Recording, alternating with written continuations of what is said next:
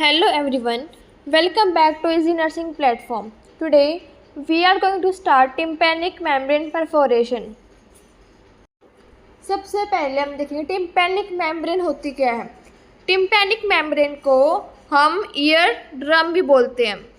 Ear drum का second name है tympanic membrane. ठीक है, हमें पता लग गया कि टिम्पैनिक मेम्ब्रेन को हम ईयर ड्रम बोलते हैं। अब जिसकी लोकेशन है वो कहाँ पे होती है, देखो ये हमारा ईयर का डायग्राम है। ठीक है, जो हमारा ईयर ड्रम है वो ईयर कैनाल और जो हमारे मिडल ईयर है उसके बीच में प्रेजेंट होता है। ये है हमारा ईयर ड्रम या फिर हम बोल सकते हैं टिम्पैनिक मेम्ब्रेन। ठीक है, टिम्पैनिक मेम्ब्रेन के हमारे क्या होते हैं, फंक्शन होते हैं। फर्स्ट फंक्शन हमारा साउंड ट्रांसमिशन। ठीक है, क्या क्या फंक्शन होते हैं हमारा। फर्स्ट फंक्शन है इसका साउंड ट्रांसमिशन। साउंड कैसे ट्रांसमिशन होगी, देखो जब हमारे कान में कोई आवाज़ पड़ती है तो जो हमारा टिम्पैनिक मेम्ब्रेन या फिर ईयर ड्रम है वो वाइब्रेट होना स्टार्ट कर देते हैं। जब वो वाइब्रेट होता है तभी जो हमारी साउंड है वो इनर ईयर तक पहुंचती है। ठीक है, तो ये हमारा फर्स्ट फंक्शन हो गया साउंड ट्रांसमिशन। अब जो हमारा सेकेंड फंक्शन है वो है हमारा प्रोटेक्शन। क्या है, प्रोटेक्शन। जो हमारा ईयर ड्रम है वो जो हमारा इनर ईयर है उसको प्रोटेक्ट करती है। किससे प्रोटेक्ट करती है, डर्ट और कोई बैक्टीरियल इन्फेक्शन से। डर्ट या फिर बैक्टीरिया से हमारे इनर ईयर को ईयर ड्रम प्रोटेक्ट करती है। अब देखो जो ये हमारी परफोरेशन है, परफोरेशन का मतलब क्या है। परफोरेशन का मतलब है कोई भी स्मॉल होल होना या फिर टीयर होना। ठीक है, वो थी हमारी परफोरेशन का मतलब है कोई भी स्मॉल होल होना या फिर उसका फटना, किसी भी लेयर का, किसी वॉल का, किसी भी आर्टरी, कुछ भी, वो थी हमारी परफोरेशन। अब देखो tympanic membrane perforation occurs when the tympanic membrane tears. जब हमारी टिम्पैनिक मेम्ब्रेन फट जाएगी तो वो हो जाएगी हमें टिम्पैनिक मेम्ब्रेन परफोरेशन। अगर टिम्पैनिक परफोरेशन हो गई तो क्या होगा, जो हमारा आउटर ईयर, जो हमारा ईयर कैनाल है और जो हमारे मिडल ईयर उसके अंदर क्या हो जाएगा, कनेक्शन हो जाएगा। एक कोई भी ऑब्स्ट्रक्शन या फिर कोई भी बाउंड्री नहीं रहेगी। Allowing a connection between the external auditory canal and the middle ear and it is usually caused by infection और ट्रॉमा। किससे होगा ये, कोई भी इन्फेक्शन है या फिर कोई ट्रॉमा, उसके कारण क्या हो जाएगा, टिम्पैनिक मेम्ब्रेन परफोरेशन। जो हमारा ये ट्रॉमा है, ट्रॉमा किसको बोलते हैं, ट्रॉमा मतलब कोई भी इंजरी होना, कोई भी एक्सीडेंटल इशू होना, उसको हम बोलते हैं ट्रॉमा।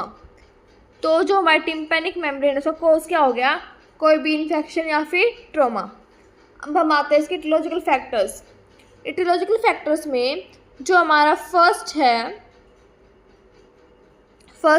है इन्फेक्शन। कोई भी बैक्टीरियल इन्फेक्शन होना, फिर कोई वायरल इन्फेक्शन होना, उसके कारण क्या होगा, जो हमारा बैक्टीरिया है वो हमारे ईयर ड्रम को इन्वेड कर देगा, जिससे जो हमारा ईयर ड्रम है वो फट जाएगा, फिर उसके अंदर होल हो जाएगा। सेकंड हमारा एक्सीडेंटल इंजरी।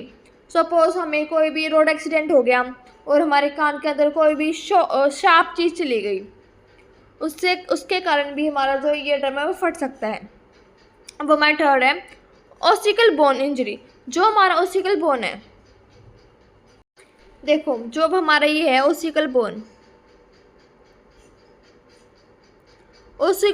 के हमारे अंदर क्या होते हैं, 3 बोन्स होते हैं। कौन कौन से होते हैं, एक होता है हमारा मैलस, सेकंड हमारा इनकस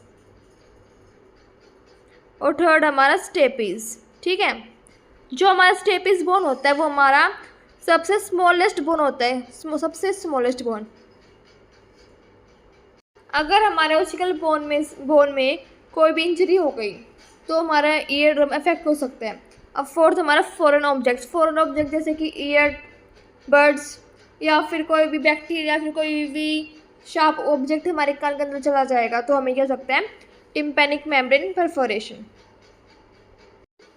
नेक्स्ट रिस्क फैक्टर है हमारे पास लाउड साउंड। अगर हम नॉर्मल जो हमारी हियरिंग कैपेबिलिटी है उससे हम ज़्यादा साउंड सुनते, लाउड साउंड, वो हमारे ईयर ड्रम को अफेक्ट कर सकती है। हमने सुना है ना कि कान के पर्दे फट गए, तो वही होता है हमारा टिम्पैनिक मेम्ब्रेन परफोरेशन। ठीक है, अब हम आते हैं साइलेंट सिम्टम्स पे या फिर क्लिनिकल मैनिफेस्टेशंस। फर्स्ट हमारा ईयर पेन। अगर जो हमारे कान का पर्दा वो फट जाएगा तो हमें ईयर पेन तो होगा ही। नेक्स्ट हमारा हियरिंग लॉस। अगर हमारा ईयर ड्रम इफेक्ट हो जाएगा या फिर उसमें फट जाएगा तो जो हमारी सुनने की क्षमता है वो कम हो जाएगी या फिर हमें सुनना ही बंद हो जाएगा, वो तो हमारा हियरिंग लॉस। उसके बाद हमारा वर्टिगो। वर्टिगो क्या है? सेंसेशन ऑफ मोशन और स्पिनिंग, चक्कर आता है ना, उसको हम बोलते हैं वर्टिगो। उसके बाद है फीवर। कोई भी बैक्टीरिया वो हमारे कान के अंदर इन्वेड हो गया तो उसके कारण हमें फीवर हो सकता है। नेक्स्ट हमारा डिजीनेस। फिर हमारा रिंगिंग साउंड। रिंगिंग साउंड को हम टेनिटस ही बोल सकते हैं। नेक्स्ट हमारा एब्नॉर्मल डिस्चार्ज। एब्नॉर्मल डिस्चार्ज कह सकते हैं, जैसे वाटर डिस्चार्ज हो गया, पस डिस्चार्ज हो गया, फिर ब्लड डिस्चार्ज हो गया, वो होता है हमारा एब्नॉर्मल डिस्चार्ज। उसके बाद हमारा टेनिटस। टेनिटस क्या है?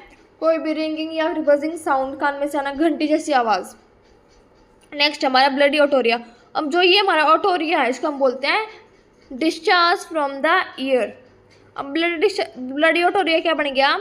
Bloody discharge from the year. ठीक है, नेक्स्ट हमारी पैथोफिजियोलॉजी। पैथोफिजियोलॉजी में हमने क्या पढ़ा था? मेन कोज थे इसके इन्फेक्शन और ट्रॉमा। ठीक है, तो वही होगा इन्फेक्शन और ट्रॉमा के कारण क्या हो गया, जो हमारा प्रेशर होगा मिडल ईयर में वो इंक्रीज हो जाएगा, क्योंकि कोई भी वो नहीं है बाउंड्री या फिर कोई भी ऑब्स्ट्रक्शन नहीं है जो साउंड वेव्स को रोक सके या फिर इसकी जो इंटेंसिटी से कम कर सके। ठीक है, तो ऑब्वियस बात है कि जो हमारा प्रेशर होगा ईयर के अंदर, मिडल ईयर के अंदर, वो इंक्रीज हो जाएगा। उसके बाद क्या होगा, जो हमारे प्रेशर है ना वो हमारे ईयर ड्रम के अगेंस्ट क्या हो जाएगा, बिल्डअप होना शुरू हो जाएगा। ठीक है, प्रेशर इंक्रीज हो गया तो जो हमारी ईयर ड्रम है ना उसकी परफोरेशन हो जाएगी, मतलब कि जो हमारा ईयर ड्रम है उसमें कोई होल बन जाएगा या फिर कोई भी टीयर या फिर कोई फट जाएगा ईयर ड्रम। नेक्स्ट हमारा इंजरी में extend to ossicles and to inner ear. हमारे ईयर ड्रम परफोरेशन हो गया, उसके कारण जो हमारे 3 बोन्स है ना, मेलस, इनकस और स्टेपिस, वो उनमें इंजरी आ सकती है।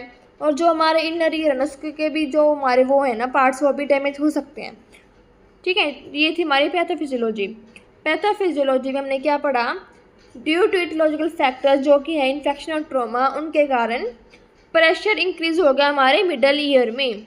उसके बाद क्या होगा, जो हमारा प्रेशर है वो ईयर ड्रम के अगेंस्ट बिल्डअप होना शुरू हो जाएगा।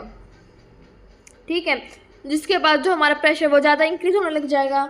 उसके बाद क्या होगा, जो हमारी ईयर ड्रम है वो परफोरेट हो जाएगी, मतलब कि फट जाएगी। उसके बाद क्या होगा, जो हमारी ईयर ड्रम है वो फट गई। उसके बाद जो हमारे ओसिकल थे, ओसिकल में हमने 3 बोन पढ़े थे, और जो हमारा इनर ईयर है वो डैमेज हो सकता है। नेक्स्ट हमारे डायग्नोस्टिक इवेल्युएशन। जो हमारे टिम्पैनिक मेम्ब्रेन परफोरेशन उसको हम कैसे इवेल्युएट करेंगे? फर्स्ट होगा हमारा फिजिकल एग्जामिनेशन। हम फिजिकली देखेंगे कि हाँ कान में कोई भी दिक्कत तो नहीं है कुछ भी। नेक्स्ट हमारा ऑटोस्कोपी। ऑटोस्कोपी हम कैसे करते हैं? हमें एक इंस्ट्रूमेंट का यूज़ करते हैं, इसे बोलते हैं हम ऑटोस्कोप। उसे हम कान के अंदर प्लेस करते हैं और जो हमारी वो होती है ना कान के जो पार्ट्स होते हैं उनकी विजुअलाइजेशन करते हैं। नेक्स्ट हमारा ऑडियोमेट्री। ऑडियोमेट्री क्या है? Test to evaluate our hearing capability. जो हमारी सुनने की क्षमता है उसे हम इवेल्युएट करते हैं ऑडियोमेट्री के हेल्प से। नेक्स्ट हमारा टिम्पैनोमेट्री। टिम्पैनोमेट्री में हम क्या करते हैं, जो भी हमारी कंडीशन है टिम्पैनिक मेम्ब्रेन की, कितना वो फटा हुआ है या कुछ भी कितना होल है, उसको हम क्या करते हैं, इवेल्युएट करते हैं टिम्पैनोमेट्री में। नेक्स्ट हमारा मेस्टोइड बोन एक्सरे। जो हमारी मेस्टोइड बोन है होती कहाँ पे है? देखो, जो हमारी मेस्टोइड बोन है वो होती क्या है? मेस्टोइड बोन एक बोनी प्रोटेक्शन है टेम्पोरल बोन का। किसका है? टेम्पोरल बोन का। टेम्पोरल बोन कहाँ पे प्रेजेंट होता है? ईयर के पीछे। ठीक है, तो ये जो है ये यहाँ पे होता है हमारा टेम्पोरल बोन। इसकी क्या है? एक बोनी प्रोटेक्शन है मेस्टोइड बोन। तो जो ये है ना, ये जहाँ से हमारी वर्टिब्रा शुरू होती है और जो हमारा टेम्पोरल बोन है वहाँ से हमारी शुरू होती है मेस्टोइड बोन। ठीक है, उसके जॉइंट पे होती है मेस्टोइड बोन। अब जो हमारी मेस्टोइड बोन है उसका हम क्या करेंगे? एक्सरे, ताकि जो हमारे इंटरनल कंपोनेंट्स है उनका हमें पता चल जाए। नेक्स्ट आते हैं मैनेजमेंट में। मैनेजमेंट में सबसे पहले हम पढ़ते हैं मेडिकल मैनेजमेंट। मेडिकल मैनेजमेंट में फर्स्ट हमारा एंटीबायोटिक्स। इटियोलॉजिकल फैक्टर से हमने पढ़ा था कि बैक्टीरियल इन्फेक्शन हो सकता है। अगर हमारे कान के अंदर बैक्टीरियल इन्फेक्शन हो गया, उसने हमारे ईयर ड्रम को इन्वेड कर दिया, तो हम एंटीबायोटिक्स देने पड़ेंगे। एंटीबायोटिक्स क्या करते हैं? एंटीबायोटिक्स जो हमारे बैक्टीरियल इन्फेक्शन को सप्रेस करते हैं, उनको कम करते हैं, ठीक है, इन्फेक्शन होने को रोकते हैं एंटीबायोटिक्स। इसमें हमारा एग्जांपल है अमोक्सिसिलिन। नेक्स्ट है हमारे एनाल्जेसिक्स। हमने इस साइनस सिम्टम पढ़ा था, ईयर पेन। अगर पेन होगा तो हम क्या देंगे? एनाल्जेसिक्स। एनाल्जेसिक्स क्या है? पेन रिलीवर मेडिकेशंस हैं। इसमें हमारे एग्जांपल हैं इब्यूप्रोफेन और एसिटामिनोफेन। नेक्स्ट है हमारा एंटीहिस्टामिन। एंटीहिस्टामिन वो ड्रग्स होती हैं, एंटीहिस्टामिन वो ड्रग्स होती हैं जो अभी हमारे एलर्जिक सिम्टम होते हैं, जैसे कि हे फीवर, कंजक्टिवाइटिस या फिर नोज़िया, वोमिटिंग, उनको प्रिवेंट करती है या फिर उनसे राहत प्राप्त कराती है। वो होते हैं हमारे एंटीहिस्टामिन्स। एंटीहिस्टामिन्स में हमारे पास फर्स्ट है प्रेडनिसोन। ठीक है। नेक्स्ट है हमारे सर्जिकल मैनेजमेंट। सर्जिकल मैनेजमेंट में हम क्या करते हैं? जो हमारी टिम्पैनिक मेम्ब्रेन है उसको हम रिपेयर करते हैं, ठीक है। हम अभी टिम्पैनिक मेम्ब्रेन रिपेयर करें, उसको हम बोलते हैं टिम्पेनोप्लास्टी। क्या बोलते हैं? टिम्पेनोप्लास्टी। प्लास्टी का मतलब क्या है? मतलब कोई भी अलग एक कवरिंग करना, ताकि जो हमारा होल है या फिर टीयर है वो हट जाए वहाँ से, और जो हमारे ईयर ड्रम है वो पहले की तरह प्रॉपर फंक्शन शुरू कर दे। वो होती है हमारी टिम्पेनोप्लास्टी। अब देखो ये था हमारा ईयर ड्रम, इसमें क्या रखा है? टीरा रखा है। तो इन्होंने क्या किया, जो हमारा रप्चर्ड ईयर ड्रम था ये वाला, या इसमें टीरा रखा, होल क्रिएट हो रखा है, उसमें क्या करेंगे? ग्राफ्टिंग कर देंगे, ग्राफ्टिंग, ताकि जो हमारा ये होल है ना ये ढक जाए, और जो हमारा ईयर ड्रम है वो पहले की तरह फंक्शन करना शुरू कर दे। अब जो हमारी ग्राफ्टिंग है ये होती क्या है? ग्राफ्टिंग है मतलब कि कोई भी टिश्यू का पार्ट लेना, या फिर वो पेशेंट का हो सकता है, या फिर हम उसको खुद मैन्युफैक्चर कर सकते हैं लैब्स वगैरह में, तो हम उसे प्लेस कर देंगे ईयर ड्रम पे। वो होती है हमारी ग्राफ्टिंग, ठीक है। टिम्पेनोप्लास्टी में हमने क्या किया? हमने कोई भी टिश्यू का पार्ट ले लिया, या फिर कोई भी हमने मैन्युफैक्चर्ड मटेरियल ले लिया जो कि हमने लैब में प्रिपेयर किया था, उसको हमने ईयर ड्रम पे लगा दिया, ताकि जो हमारा ईयर ड्रम है वो पहले की तरह फंक्शन शुरू कर दे। वो होते हमारी टिम्पेनोप्लास्टी, मतलब कि जो हमारे टिम्पैनिक मेम्ब्रेन को रिपेयर कर देंगे हम इसमें टिम्पेनोप्लास्टी में। नेक्स्ट हमारी नर्सिंग मैनेजमेंट।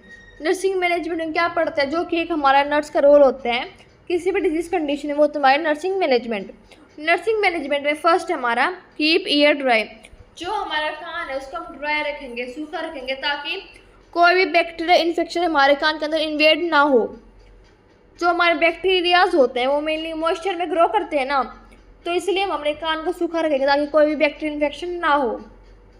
नेक्स्ट हमारा अवॉइड क्लीनिंग द ईयर। अगर हम अपने कान को क्लीन करेंगे तो जो हमारा ईयर ड्रम है ना वो और ज़्यादा परफोरेट हो सकता है, मतलब और ज़्यादा फट सकता है, तो हम अपने कान को क्लीन नहीं करेंगे। नेक्स्ट हमारा warm compress to relieve pain. हम अपने कान को वार्म कंप्रेसेस दे सकते हैं ताकि जो हमारा पेन है वो कम हो सके। नेक्स्ट हमारा प्रोटेक्ट अगेंस्ट एक्सेसिव वॉइस। हम पेशेंट को बोलें कि काम और शांत कंडीशन में रहो, ताकि कोई भी लाउड म्यूज़िक वगैरह, कोई भी लाउड साउंड कान के अंदर ना आए, जिससे हमारे कान को और भी ज़्यादा इफेक्ट हो सकता है। तो हम पेशेंट को बोलें कि एक शांत जगह पर रहो, ठीक है। तो ये थी हमारी नर्सिंग मैनेजमेंट। तो हमारा टिम्पैनिक मेम्ब्रेन परफोरेशन ख़त्म हो गया है। नेक्स्ट लेक्चर में हम करेंगे ओटाइटिस मीडिया। आई होप कि आपको ये टॉपिक समझ में आ गया होगा। मिलते हैं नेक्स्ट लेक्चर में। Thank you.